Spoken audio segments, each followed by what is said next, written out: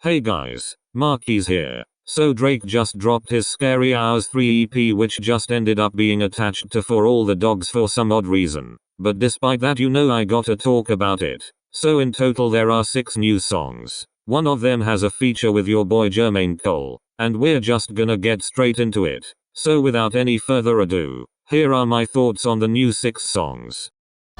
The most decorated, competition decimated. My drive is dedicated, your drive is. Red Button is a cool little intro to start this EP with. Nothing too crazy, but it'll get some people talking. Especially the bar where Drake refers to Taylor Swift as the N-word. I thought that was pretty wild, not gonna lie. There are some other lyrics on here with smooth wordplay as well. With shit like this, it kinda makes you realize that a lot of good lyricism went missing from the original For All the Dogs album. Like it should have been obvious seeing all those videos about the worst lyrics on the album. And I appreciate when Drake's like this because it reminds me of how he was very lyrical back in the day. But turns out that not only did Taylor Swift get her name mentioned, Kanye did as well, in the form of a diss where he said that every time he called a truce he had Drake's head inflated. So that's basically Red Button. I thought it was cool. Also, this is one of the 2 songs Overcast produced for Drake, so there's that to think about. Anyways, let's get into the next song.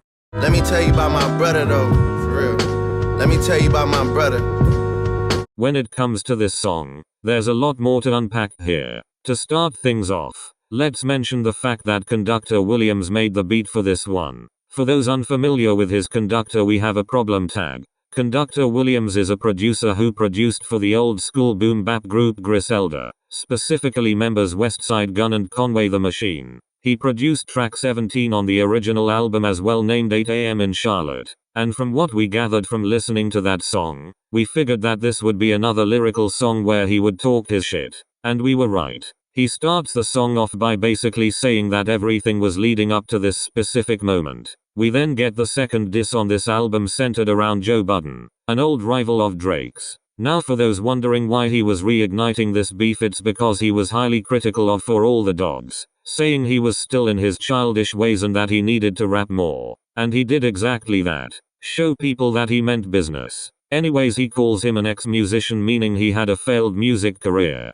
Now you may remember that he made 2 diss tracks on Drake titled Wake and Making a Murder Part 1. And not gonna lie, none of those are good. He already knew that he lost the beef when he dropped those. Didn't stop him from trying to get at him though. But there's a question that has to be asked here. Why are you taking advice from Joe Budden in the first place? That seems kinda odd. Anyways, after that we get another diss. This time it's aimed towards my least favorite rapper out there. That's right, 6ix9ine. He disses him by saying you're the type to catch a charge, head to the deposition and act like the rapper named after the sex position. Not gonna lie, that was a smooth bar. After that he gets to talking about his brother where he says he's a pistol toter and a tombstoner. You know, the basic type of shit you would expect. Then we get this bar. It's like he playing EDM. That nigga a chain smoker. Like okay.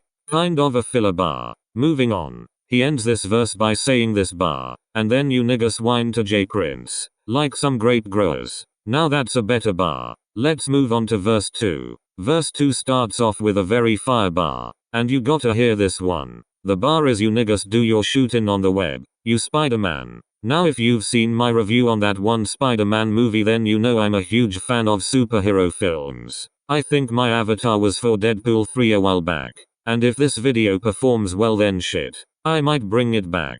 But anyways, I really fucked with that bar. Moving on. We get another fire bar after that. My brother Robin it down to you June's like Iron Man. For the context of this bar, Robin it down sounds like Robert Downey and June sounds like Junior. So that's cool. A few bars later we get to another fire bar. It's me, him, and a white ting. We move in like Paramore. This is in reference to Paramore's members where it's basically Hayley Williams and these 2 other men. And that's a nice reference, I will say. Then a few bars later we get another bar worth talking about. My brother put some holes in your top. You an Air Force. By doing this, Drake's putting holes in the top of his head. And Air Forces also have holes at the top of them. So there's some clever wordplay there. There's a few bars after that like a ticket just to check in with the boy. Like the airport and blood is thicker than water. Nigga. His iron is up but none of those compare to this next bar. Your last album was buns. You niggas Hawaiian as fuck. Not a bad bar but maybe it would have been better if it was phrased differently. Then a few bars later we get a reference to the tower Drake sits on in the Views cover. CN Tower in over you niggas. I'm giant as fuck. This wouldn't be the only reference we would get to Views recently though. In the first-person shooter music video we see the tower clearly as Drake makes the basketball shot that loops around the earth. I thought that was a pretty neat detail. Also this music video is fire. There are then these bars about how this person isn't as respected as they once were and then Drake just straight up says that he thinks they're not up to Kobe Bryant's standards. And if that's kinda far then I understand. But overall I would give this song a 7 out of 10. Y'all might want to skip this one. This is harsh truth. This is the second out of the 2 songs Overcast produced for Drake and not gonna lie I'm not sure how to feel about this song. I suppose we could start with the fact that this is 6 minutes and 14 seconds. Kinda long for a song like this but whatever. Anyways this song kinda makes Drake sound like an asshole in a way. He's saying all this shit about the girls he's been with, trying to make it sound like it's their fault when it clearly isn't. He probably didn't intend for it to sound this way but when you've been with 40-something bitches throughout the entirety of your career and you're 37 years old now it's kinda hard not to. Also the only remotely entertaining part about this song is where Drake says that he lost his girl to James Harden. That was kinda funny not gonna lie. But for a song like this at least I like the instrumental so for that I'm giving it a 3 out of 10. Next. I feel like John Wick. Empty clips.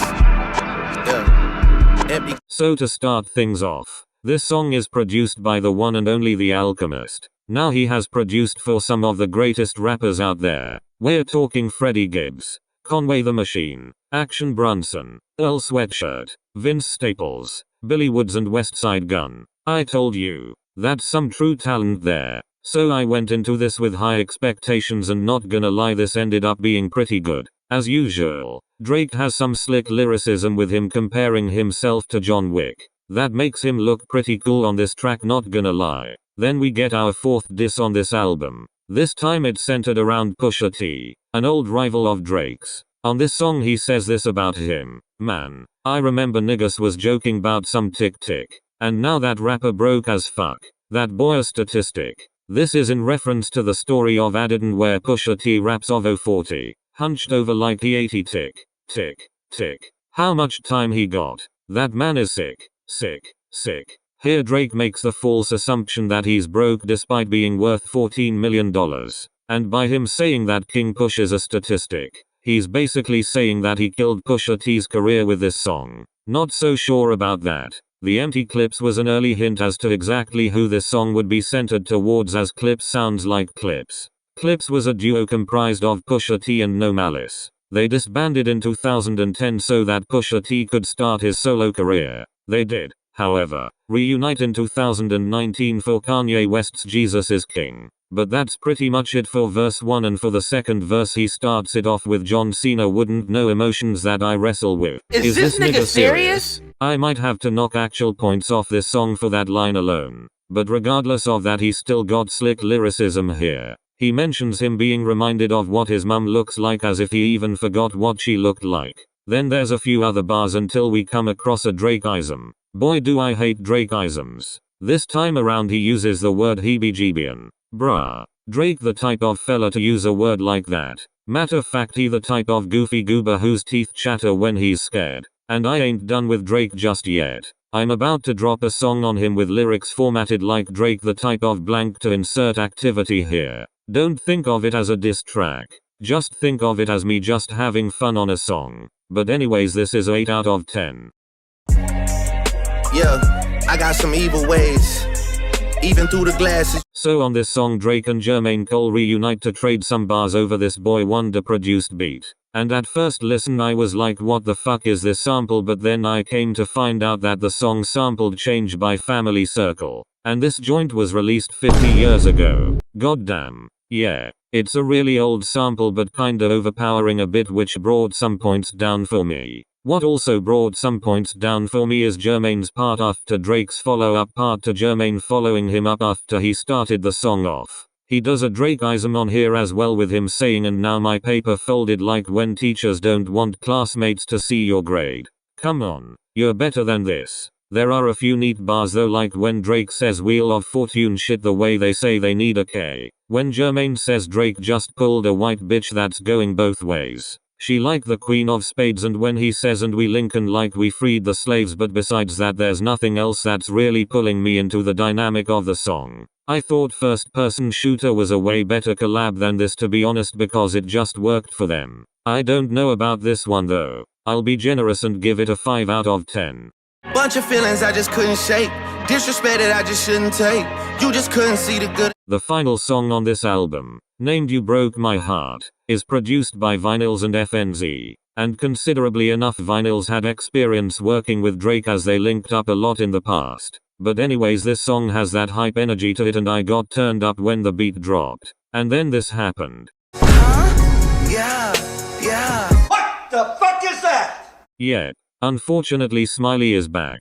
For those who don't know who Smiley is, he is an OVO signee I made a video on back in 2021. And let's just say that I didn't like his music. I made an entire video on his song with Drake being not good. Not only that but I also put him in my worst songs of 2021 video as well. So just understand that I heavily dislike this guy. I also have a video coming out soon which is about another Smiley song that I consider to be not good. Expect that video to come out before the year ends. Anyways on to the rest of the song. I do admit that the song's pretty hype except for the Smiley ad-libs where he goes yeah. Not only does that sound sus but it also gives me bad flashbacks. As for the last part of the song where Drake sings fuck my ex, I can see that blowing up on TikTok definitely. It sounds like it was made to. And that part is genuinely catchy not gonna lie. I know exactly what types of people are gonna use that sound. Girls who had a bad history of exes. You know the types. I'm giving this song a 8 out of 10.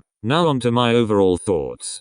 While I do like most of the lyrical content on this album, I feel like the effort here is put more into the lyrics than the actual sound of the album itself. And that's not necessarily a bad thing. I do like a lot of the lyrics on here, but besides the lyrics there's really nothing else to talk about. Overall I give this a 3 out of 6 which is about the equivalent of me giving this a 6 out of 10. Thanks for watching and I hope you have a good Black Friday.